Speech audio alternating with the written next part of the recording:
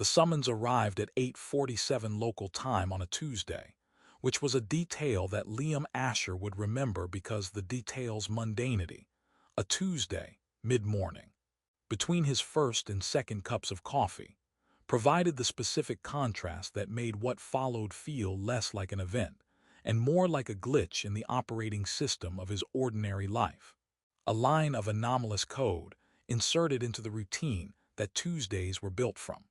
He was in his residential quarters on Verath Colony, a single-occupancy unit in the settlement's agricultural staff housing, the kind of quarters that frontier colonies provided for technical personnel whose professional contribution warranted adequate housing and whose professional rank did not warrant anything more than adequate. The unit was small, functional, carrying the lived-in quality that 18 months of single occupancy produced, personal effects distributed according to the logic of a person whose organizational system was, things go where I last used them. Furniture arranged according to the logic of the unit's dimensions rather than aesthetic preference, and the general ambience of a space that was inhabited rather than decorated. He was drinking coffee. He was reading the Agricultural Division's morning briefing on nutrient distribution performance across the colony's growing modules, the daily report that his professional role required him to review, and that he reviewed with the specific attention that professional obligation produced when the obligation was habitual and the content was routine. Module 7's nitrogen delivery was running 2% above target. Module 12's phosphorus cycling was showing the intermittent irregularity that suggested a calibration drift in the distribution manifold. The briefing was normal, the Tuesday was normal, the coffee was adequate. The summons appeared on his communication terminal with the visual priority flag that diplomatic communications carried, the amber-bordered display frame that the Allied Species Diplomatic Liaison Office used for formal transmissions, and that Liam had never previously received because his professional and personal life did not intersect with the diplomatic apparatus at any point that would generate formal transmissions from it. He opened the communication. The text was formal, the structured, precise language that diplomatic protocol used for official summons, rendered by his terminal's translation system with the measured cadence that the original Kaelithi formal register carried. The imperial household authority of the Kaelithi sovereignty formally requests the presence of citizen Liam Asher, Verath Colony Agricultural Division, at the sovereign's private audience chamber, Celestial Axis, at a time to be coordinated through the Allied Species Diplomatic Liaison Office. This summons carries sovereign-level priority classification. Attendance is required. The nature of the audience is classified as personal sovereign business and is not subject to standard diplomatic briefing protocols. Transportation will be arranged. Liam read the summons. He read it again. He checked the transmission's authentication headers, the digital verification that confirmed the transmission's origin and that confirmed, with the bureaucratic certainty that authentication protocols provided, that the transmission was genuine, that it originated from the Kaelithi Imperial Household Authority, and that its sovereign-level priority classification was not an error but an intentional designation by whoever had authorized the summons. He was 30 years old. He was an agricultural systems specialist. His professional life involved nutrient distribution software and growing module calibration. His personal life involved the residential quarters he was sitting in, the colleagues he worked with, and the general social landscape of a frontier colony whose recreational offerings were limited, and whose social dynamics were the social dynamics that small, professional communities produced. He had no political connections. He had no diplomatic history. He had no relationship with the Kaelithi sovereignty that extended beyond the general relationship that all humans in the transit corridor maintained with the neighboring power. The ambient awareness of the sovereignty's existence and the ambient ignorance of its internal affairs that geographical proximity and professional irrelevance combined to produce. He contacted the liaison office. The officer who handled his inquiry confirmed the summons's authenticity with the tone of someone who had verified the verification, and who remained, despite the verification's completeness, unable to explain why an agricultural systems specialist on a frontier colony had received a sovereign-level summons from the Kaelithi imperial household. "The authentication is confirmed," the officer said. "The summons is genuine. The priority classification is genuine. The nature of the audience is classified as personal sovereign business, which means the household authority is not required to provide context through diplomatic channels and has not provided context through diplomatic channels. I'm an agricultural technician. I'm aware of your professional classification, Citizen Asher. The summons does not reference your professional classification. It references you personally. The sovereign has requested you specifically." "Why?" "The nature of the audience is classified as personal sovereign business. I do not have access to the why." He contacted his colonial administration. The administration's diplomatic liaison reviewed the summons and confirmed that no pending diplomatic business between Verath colony and the sovereignty involved agricultural personnel or any personnel matching Liam's profile. He contacted his mother. His mother, Sira Asher, retired colonial liaison, currently residing in the Meridian System's primary settlement, received his communication with the calm, unsurprised demeanor that parents deployed when their children brought them problems that the children considered unprecedented, and that the parents recognized as connected to things the children did not remember, and that the parents had been expecting, at some level, to resurface. "The Kaelithi sovereign," she said. "The current empress, do you know her name?" "Valith Sorkeen. I've seen it in diplomatic references, but I don't." "Verath 3, his mother said. "The frontier colony, the early contact settlement." "You were 7. I remember Verath 3. I remember the agricultural zones. I remember playing with the Kaelithi kids." "Do you remember playing with one Kaelithi child specifically?" The memory began its excavation. Not complete, not the full, detailed reconstruction that the question would eventually produce, but the initial emergence, the first fragments breaking through the accumulated sediment of 23 years of subsequent experience. A child, Kaelithi, a girl, taller than him, the species height differential already present in childhood, producing a playmate who looked down at him with large violet eyes and who ran faster than him in the growing fields and who spoke with the precise, careful diction of a child learning to communicate across a species barrier, and who he had called Vela, he said. "Valith," his mother corrected. "Valith Sorkeen, the daughter of the sovereignty's diplomatic delegation to the early contact settlement. She's the empress now. I played with the empress when she was 8. "You did more than play with her." His mother's voice carried the specific quality of a parent arriving at the part of the conversation they had been navigating toward, and whose arrival required the particular care that the content demanded. "Liam, do you remember what you said to her? In the growing fields, near the end of the contact period, before both delegations returned to their respective territories." The excavation deepened, the fragments assembled. The growing fields crop rose taller than his 7-year-old height, the green gold of the grain varieties that the colony cultivated, the particular light quality that the colony's stellar environment produced in the late afternoon. 2 children sitting between the rows. The Kaelithi girl's face, the face that would become the empress's face, already carrying the angular precision of her species' features in the softer geometry of childhood. And his voice, 7 years old, earnest, carrying the absolute certainty that children produced when they made declarations whose scope exceeded their understanding, and whose understanding's absence made the declarations feel rather than reasoned. "I told her I would marry her," Liam said. "You did." "I was 7. You were 7 and she was 8, and she is Kaelithi."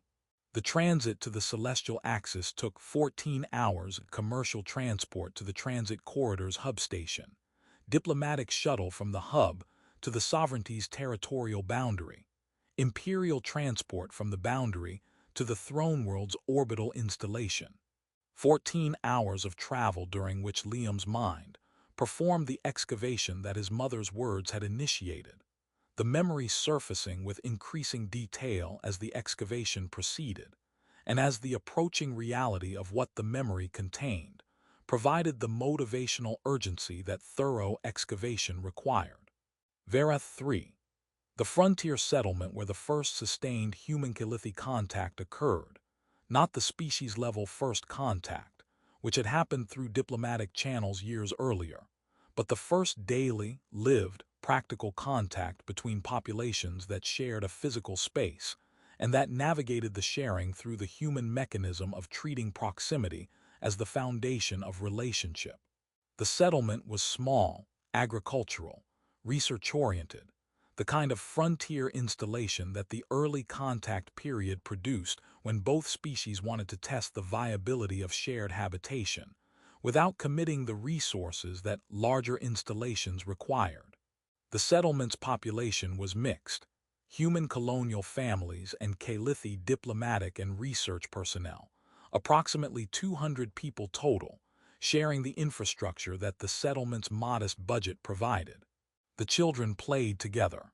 This was the settlement's most significant contribution to interspecies relations, not the treaties that the adults negotiated or the research that the scientists conducted, but the simple, unmediated interaction of children whose species-level politics were irrelevant to the species-level project of playing in agricultural zones, and whose playing produced the kind of cross-cultural understanding that no treaty could generate because the understanding was experiential rather than institutional. The children did not negotiate protocols. The children played. Liam played with Valeth. The specificity of the pairing was the product of proximity and temperament. His family's housing was adjacent to the Kaelithi delegation's residential section, and the adjacency produced the childhood mechanism of the kid next door. And the kid next door was a Kaelithi girl whose temperament complemented his in the way that children's temperaments complemented each other when one child was adventurous and the other was cautious, and the combination produced a dynamic that was more interesting than either temperament alone. She was taller than him. Even at 8, the Kaelithi growth trajectory placed her several inches above his 7-year-old height. And the differential was one of the details his memory preserved. The specific physical experience of looking up at a playmate whose species was taller than his and whose tallness was, to his 7-year-old perception, not intimidating but simply part of who she was, the way that all of her physical characteristics were simply part of who she was. The twilight blue skin, the violet eyes, the dark copper hair, the angular features softened by childhood. She was precise. The precision was a characteristic that his 7-year-old perception recorded without the vocabulary to describe, and that his adult perception, reconstructing the memory, recognized as the early expression of the analytical intelligence that would govern her adult life. The careful, methodical quality of a child whose mind organized the world into categories, and whose categorization was the foundation of understanding. She played with precision. She spoke with precision. She treated their interactions with the seriousness that her culture's approach to interpersonal engagement produced even in children. The Kaelithi framework of treating all interactions as meaningful extending to the play sessions in the agricultural zones, and producing, in the 8-year-old girl, a quality of attentive engagement that Liam's 7-year-old self found, without knowing the word for what he found it, compelling. The promise. The moment surfaced with the increasing clarity that focused memory excavation produced, the details assembling around the emotional core that the memory had preserved most strongly, the feeling of the moment surrounding itself with the visual and contextual information that the feeling had been embedded in. The growing fields. Late afternoon. The crop rose, creating corridors of green gold that the children used as the architecture of their play. The rows tall enough to create the illusion of enclosed space that children found appealing, because enclosed spaces were private and private spaces were where the most important things happened. They were sitting between the rows, the specific, comfortable sitting of children who had been playing, and who had transitioned to the talking that playing produced when playing's energy was spent, and talking's intimacy replaced it. He was 7. He was leaving. The contact period was ending, the settlement's experimental phase concluding, both species delegations preparing to return to their respective territories, the children's play sessions approaching their natural termination, along with the settlement's operational timeline.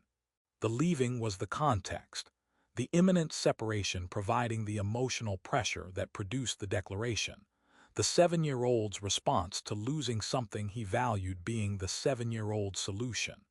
A promise that the loss was temporary and that the future contained the thing the present was taking away. "When we grow up," he said, 7 years old, sitting in a crop row, looking up at the Kaelithi girl whose company he was about to lose and whose loss he was managing with the only tool his 7-year-old emotional architecture provided, "I'll marry you." The words emerged from the place where 7-year-old certainty lived, the cognitive space that children inhabited where the future was simple and promises were absolute, and the distance between declaring something and the something being true was zero, because children did not possess the concept of distance between declaration and reality. He said it because he meant it. He meant it because he was 7 and meaning things was what 7-year-olds did with the things they felt. The feeling was real. The promise was a child's promise. And the child who made the promise moved on, returned to human space, grew up, accumulated 23 years of experience that buried the frontier colony and the growing fields and the Kaelithi girl beneath the life that followed. The promise settling into the sediment of childhood memories that adult life did not excavate because adult life did not have reason to. She did not move on. She could not. Kaelithi cognition practiced perfect memory retention, the biological architecture of her species preserving every experience with the total, undiminished fidelity that her neural systems maintained as a fundamental function. She did not forget the promise because she could not forget anything. The moment was preserved, not as the warm, sepia-toned, imperfect recollection that human memory produced, but as the complete, vivid, fully detailed experience that Kaelithi memory retained. His face, his voice, his words, the growing fields, the afternoon light, the feeling of the moment in its entirety, preserved with the same clarity at year 23 as at the moment of its occurrence. And her culture did not treat the promise as a child's sentiment. Her culture treated it as a declaration of intent, a verbal commitment whose legal status was established at the moment of speaking, and whose legal force was not diminished by the speaker's age, because her culture's legal philosophy did not recognize age as a factor that voided declarations. Because her culture's perfect memory meant that no declaration was ever lost, and therefore every declaration was permanent, and therefore every permanent declaration carried the obligation that permanence implied. 23 years. She had carried the promise for 23 years with perfect clarity, in a culture that treated the promise as binding, and she had become the empress, and the empress was invoking the promise with the authority that her throne provided. Liam sat in the imperial transport and processed this with the cognitive tools available to a 30-year-old agricultural systems specialist, whose professional expertise was nutrient distribution, and whose understanding of interstellar legal frameworks was approximately equivalent to his understanding of theoretical physics, which was to say he knew both existed and could not have passed an examination on either. The celestial axis was, like all things that empires built to house their sovereignty, designed to communicate the scope of what it contained through the scale of what contained it. The imperial seat station occupied a position in orbit above Ithara Vas, the sovereignty's throne world, and its dimensions were the dimensions of a structure that was intended to be seen from planetary distances, and that achieved the intention through the simple mechanism of being large enough to be seen from planetary distances. The station was not merely large, it was architecturally significant. The dark crystalline structure carrying the bioluminescent veining that Kaelithi ceremonial architecture used to indicate institutional importance, and that the celestial axis used comprehensively, because every part of the imperial seat was institutionally important, and the comprehensiveness communicated this through the medium of a structure that glowed. Liam was escorted from the docking bay to the sovereign's private audience chamber by a member of the imperial household staff, whose professional demeanor communicated that escorting confused agricultural technicians was not his standard assignment, and that the non-standard nature of the assignment had been processed and accepted with the institutional flexibility that imperial household staff were trained to deploy. The escort was silent. The silence provided Liam with the opportunity to process the architecture that the escort was leading him through, and the processing consumed his cognitive capacity to the extent that the silence was welcome, because conversation would have required attention that the architecture was already using. The private audience chamber was smaller than the formal spaces the celestial axis contained, intimate, by imperial standards, which meant it was merely large rather than overwhelming. The chamber was designed for personal sovereign interaction rather than ceremonial function, and the design communicated this through the subtle reduction in scale and the warmer lighting that the bioluminescent veining produced. The gold-toned illumination suggesting that the space was personal rather than institutional, even as the space's existence inside an imperial seat station meant that everything within it was, by definition, institutional. She was standing, not seated on the chamber's sovereign's chair, standing in the space between the chair and the chamber's entrance, positioned in the specific location that someone occupied when they were waiting for the person entering to enter, and when the waiting had been the point of the positioning. He saw her. 23 years dissolved, not completely, not erasing the adult who stood before him, but dissolving enough that the child was visible through the adult's architecture. The 8-year-old's features traceable in the 31-year-old empress's face the way that all childhood faces were traceable in the adult faces they became if you knew what the childhood face looked like. She was tall, 6 feet, the adult expression of the growth trajectory, who was looking at a person they had been waiting for and whose waiting had been measured in decades rather than hours. Her bioluminescent patterns were controlled, the steady, measured display of someone managing the moment's emotional content with the composure that her position required. But beneath the control, visible to anyone who knew what Kaelithi chromatic displays communicated and visible even to Liam whose knowledge was imperfect, there was something that the control was containing. A deep, warm gold that pulsed at the edges of the silver-blue composure, the gold of Velthines, the recognition of something sacred. Liam Asher, she said, and her voice was the voice of a sovereign, the formal harmonic register that Kaelithi used for official address, measured, precise, carrying the authority that the chamber's architecture was designed to amplify. But his name and her voice carried something that the formal register could not fully contain, the specific quality that a name carried when the person speaking it had been carrying it for 23 years. Kaelithi, he said, and the name emerged from the memory where it had been preserved, not the childhood pronunciation, not the vela that his 7-year-old mouth had produced, but the full name that his adult knowledge provided, and that his adult voice delivered with the specific, vertiginous quality of a man who was saying the name of a childhood friend, who had become an empress, and who was standing before him in an imperial audience chamber after 23 years, and who was looking at him with eyes that contained both the child he remembered and the sovereign he had been summoned to face.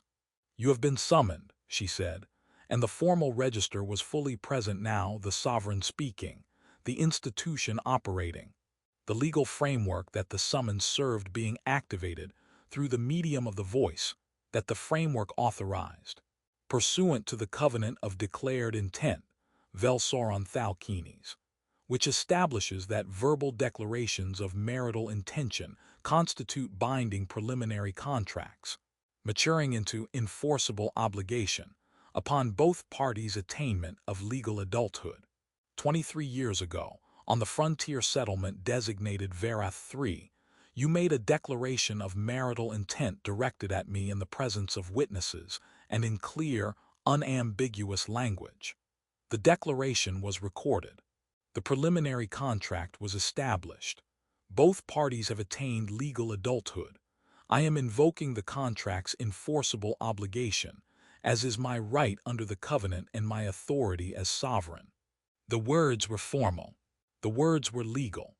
The words were the institutional framework operating as the institutional framework was designed to operate, the sovereign exercising the legal authority that the framework provided. Liam stood in the audience chamber and processed the words with the cognitive tools available to a man whose professional expertise was nutrient distribution, and whose current situation required expertise in interstellar contract law, which he did not possess, and in the management of overwhelming personal revelations, which he was developing in real time through the necessity that the situation imposed. "I was 7, he said. "You were 7, Valeth confirmed. "You were 7 years old, standing in the growing fields of the Verath 3 frontier settlement during the late afternoon of the settlement's final operational cycle. You were wearing a green jacket that was too large for you, a garment you had been given by the settlement's provisioning system, and that had not been correctly sized. Your hair was lighter then. The brown had not yet darkened to its current shade. You were sitting between the crop rows in the 3rd section of the Eastern Agricultural Zone. You turned to me and you said, 'When we grow up, I'll marry you.' Your voice carried the tonal pattern that your species classifies as earnest, the specific vocal quality that human children produce when they are communicating something they believe with complete conviction. The declaration was clear. The declaration was unambiguous. The declaration constitutes, under the covenant of declared intent, a binding preliminary contract." The detail stopped him. The detail was too complete, too specific, too vivid, carrying the totality of a moment that his memory preserved as warm impression, and that her memory preserved as architectural blueprint, every element present and undiminished. The 23 years that had softened his recollection having done nothing to hers because her cognition did not soften, did not degrade, did not perform the merciful editing that human memory performed on experiences that time was supposed to make distant. She remembered everything: his jacket, his hair, the crop row, the time of day, the tone of his voice. The 23-year-old moment was, in her memory, as immediate and as detailed as if it had occurred that morning, and the immediacy meant that the promise he had made was not, for her, a distant childhood sentiment but a present, living, fully preserved declaration whose words were as clear today as they were at the moment of speaking. "Kaelithi memory," he said, "is total, yes. I remember the moment with complete fidelity. The declaration is preserved in my memory as it occurred, without degradation, without alteration, without the interpretive revision that your species' memory systems perform on stored experiences. What you said, I remember exactly. What you meant, I remember exactly. What you felt," her voice shifted. The formal register maintained its architecture, but something beneath it moved, a tonal quality that the register could not fully contain. "What you felt, I remember. You were sincere. Your species' children produce declarations of this nature as expressions of emotional truth rather than legal commitment. I understand this now, as an adult who has studied human developmental psychology. But at the moment of speaking, the sincerity was absolute. You meant what you said with the totality that your developmental stage was capable of. I meant it the way a 7-year-old means things. I meant it without understanding what it meant. I know, and in my culture, meaning without understanding is still meaning. The covenant does not require comprehension. It requires declaration. The declaration was made. The comprehension's absence does not void the obligation. It contextualizes the obligation, but it does not void it. In human culture, children cannot enter binding contracts. The cognitive development required for informed consent to contractual obligation does not exist in a 7-year-old. A 7-year-old's promise is, he searched for the word that would carry what he needed it to carry without diminishing what the promise had been. Developmental, emotional expression, not legal commitment. I understand this. I have understood this since I was old enough to study human developmental psychology and to recognize that the legal framework my culture applies to declarations is not the framework your culture applies. I understand that you did not know you were creating an obligation. I understand that your culture would not recognize the obligation. I understand that by your species' legal and cultural standards, the promise of a 7-year-old child is not binding. Then why? Because by my culture's standards it is. And because the pause was the first break in the formal register's architecture. The first moment where the sovereign's composure encountered something that the composure was not built to carry, and that the something's weight produced a structural flex that was visible in the brief silence, and in the shift of her bioluminescent patterns. The controlled silver blue developing a thread of the deep gold that had been present at the edges since he entered. Because I believed it. The audience chamber's silence held the two words with the weight that two words carried when the two words contained 23 years and a throne, and the specific, devastating truth of a person whose perfect memory had preserved a promise that the promise's maker had forgotten, and whose culture's legal framework had given the promise the institutional weight that her belief had given it personally. She believed it, not as a legal construct, not as a contractual obligation that the covenant's framework enforced. She believed it as a person, a child who heard a promise from the only person who had ever made her one, and whose perfect memory kept the promise alive with the same clarity and the same immediacy that the promise had carried at the moment of its making, and whose belief in the promise had become, across 23 years, a structural element of the life she built. I was 8 years old, Valeth said, and the formal register was gone, not abandoned but set aside, the sovereign's institutional voice replaced by the personal voice that existed beneath it, the voice of a woman speaking about something that the institutional voice could not carry because the institutional was too small for what needed to be said. I was 8 years old on a frontier settlement where my people were conducting first contact protocols with a species we did not fully understand. I was the delegation leader's daughter. I was expected to observe, to learn, to represent the sovereignty's values in my interactions with the human children. I was not expected to form a personal attachment. She paused. The pause was the space between what was expected and what happened, the gap that lived experience created when it diverged from the plan that the experience was supposed to follow. You were different from what I expected humans to be.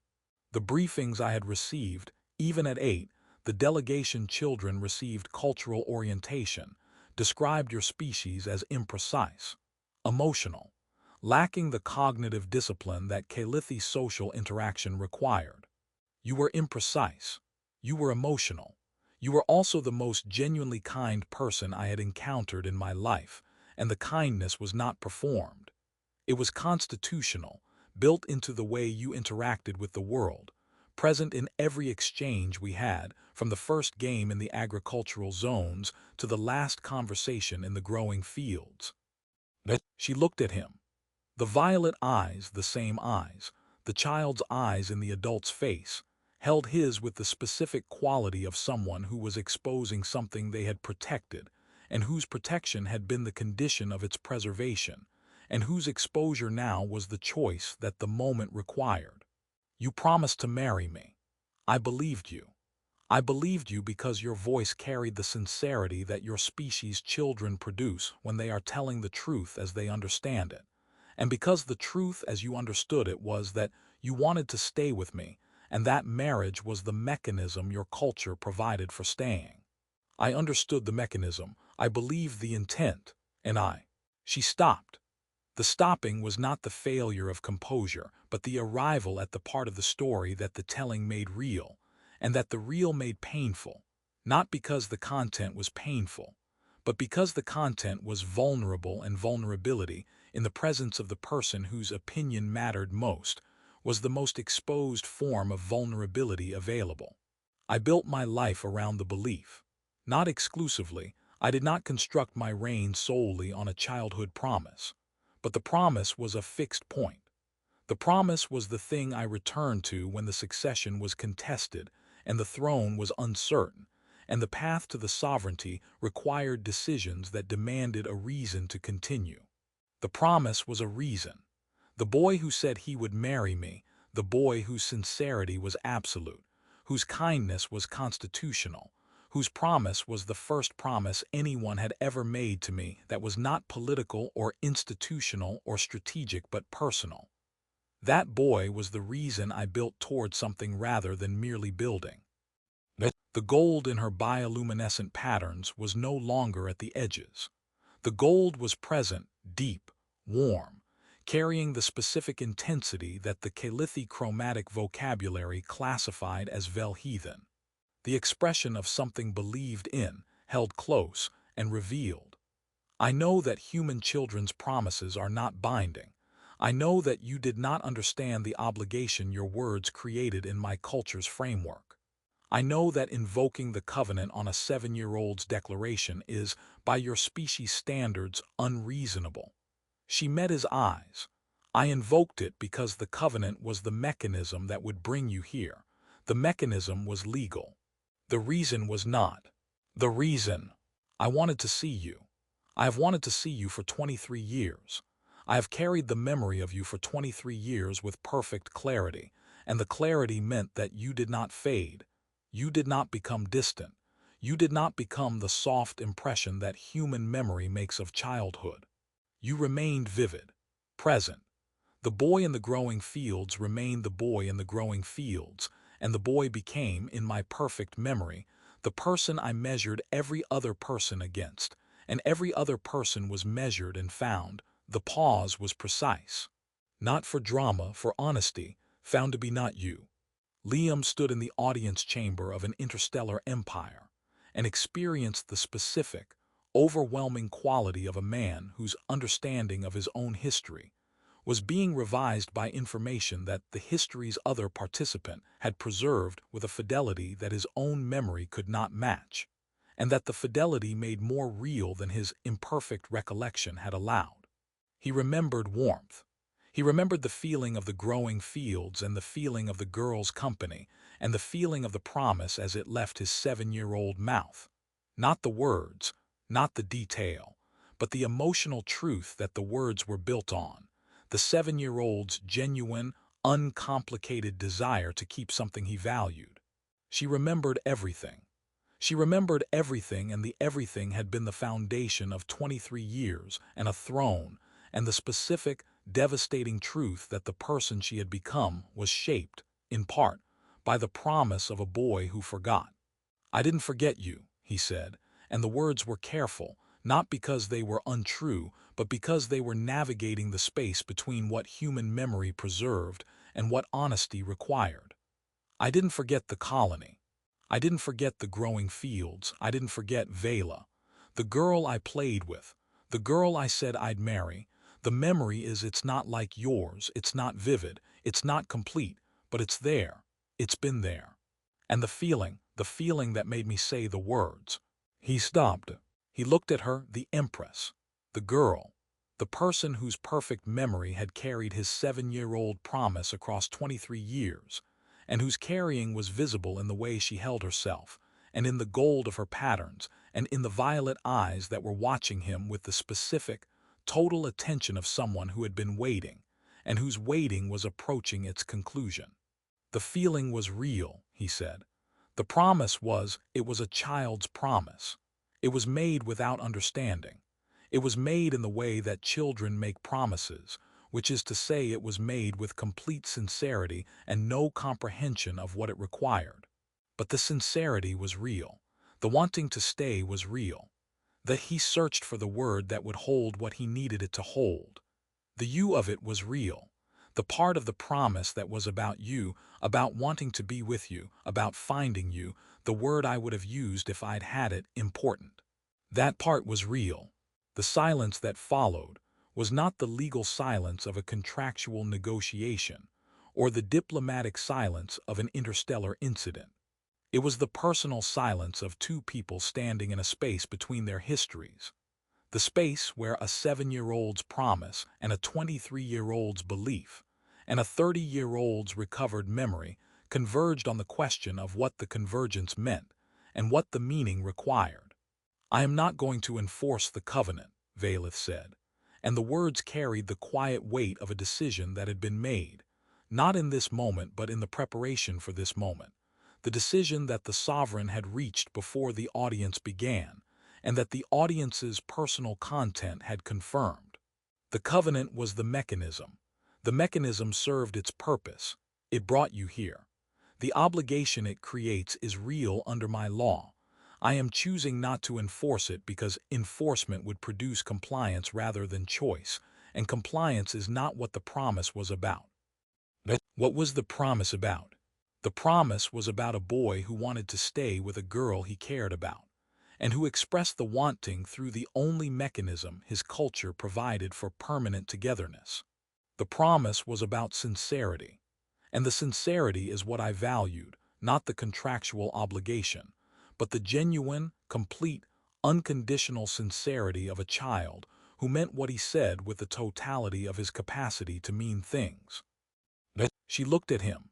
The gold in her patterns was steady now, not pulsing, not shifting, but present with the settled quality of something that had been decided, the chromatic expression of a person who had made a choice and whose choice was visible. "I would like you to stay," she said, "not because the covenant requires it, not because a 7-year-old's words created a legal obligation that I have the authority to enforce. I would like you to stay because I have spent 23 years remembering the person who made the promise, and the person who is standing in front of me, the adult that the child became, is someone I would like to know. The memory preserved the child. I would like to meet the man. You used an interstellar legal framework to get me here. I used an interstellar legal framework to get you here. You could have sent a message, an invitation, a letter. Dear Liam, we played together as children. I remember you. Would you like to visit?" The letter would not have carried sovereign priority classification. The letter would have been processed through standard diplomatic channels. The standard diplomatic channels would have routed the letter through administrative review, cultural liaison assessment, and the bureaucratic processing that standard communications received. The processing time for a personal letter from a sovereign to a citizen of an allied species through standard channels is approximately 4 to 7 months. And you've been waiting 23 years, and the additional 4 to 7 months was unacceptable. I have been waiting 23 years, and when I decided that the waiting was complete, I wanted the completion to be, she paused. The pause was not sovereign composure. The pause was the specific human quality that she had learned, perhaps, from a 7-year-old boy whose species communicated through pauses as much as through words. I wanted the completion to be fast. I am aware that this is not the most rational approach to a situation that has existed for 2 decades, and that could have tolerated additional months. I am aware that using the covenant as a summons mechanism is, by human standards, excessive. I did not feel patient. I have been patient for 23 years. The patience was complete. Liam looked at her. He looked at the empress, who was also the girl, who was also the person whose perfect memory had preserved a moment that his imperfect memory had softened into warm impression, and whose preservation meant that the moment was, for her, still happening, still vivid, still present. The 7-year-old's promise still carrying the weight of its sincerity in a mind that could not diminish the weight, because the mind was not designed for diminishing. "Dinner," he said. The word was simpler than the situation warranted. The word was simpler than the 23 years, and the legal framework and the imperial summons and the childhood promise and the perfect memory, and the throne and the growing fields and the green jacket that was too large deserved. The word was simple because the situation's complexity had exceeded the capacity of complex words to address it, and the simple word was what remained when the complexity was processed, and the processing's output was reduced to its essential component. Dinner, Valeth repeated.